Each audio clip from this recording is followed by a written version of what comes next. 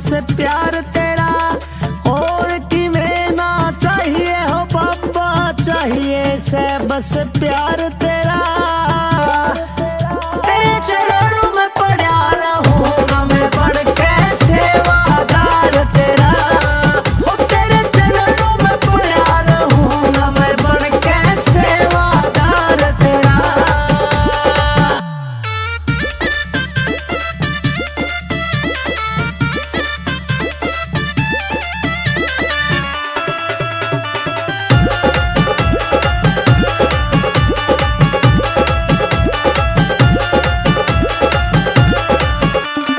कोठी बंगले ना चाहिए, ना मांगू सुधन माया हो, तेरे भगता पे तेरी हो बाबा रहे हमेशा छाया हो, रहे हमेशा छाया हो।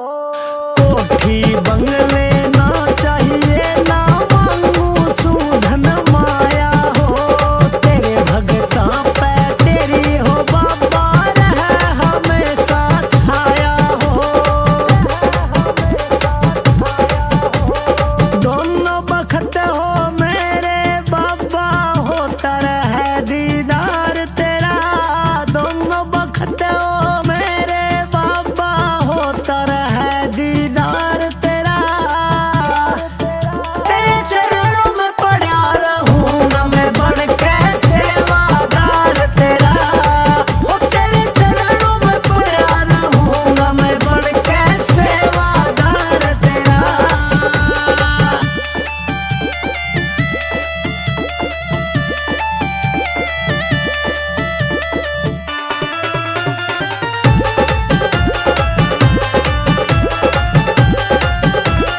मतलब की से दुनियादारी, मतलब का व्यवहार करें, बिना मतलब के हो मेरे बाबा नहीं किसे ते प्यार करें, नहीं किसे ते प्यार करें। मतलब की से दुनियादारी, मतलब का व्यवहार करें, बिना मतलब के हो मेरे बाबा नहीं किसे ते प्यार करें।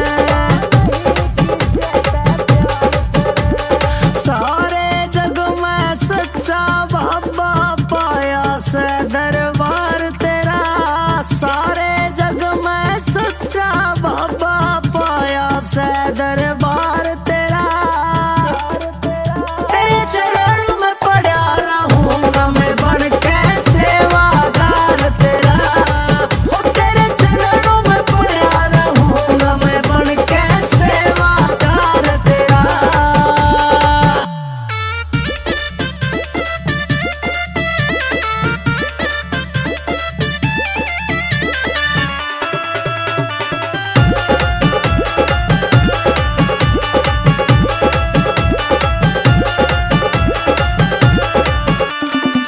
बोली शीसर आस करके आया से शरण में तेरी हो, श्री जय भगवान गुरु के चरण में कट जा जिंदगी मेरी हो, कट जा जिंदगी मेरी हो।